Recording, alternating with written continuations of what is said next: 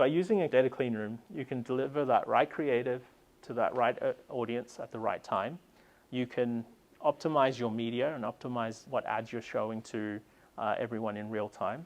And you can do all of that through AI and automation at scale as well. So what does that mean for you? So if I was in your shoes, what I would be focusing on right now is how and understanding how data flows through multiple things or multiple pieces within an organization across sales, across marketing, across consumer insights, across all of these things.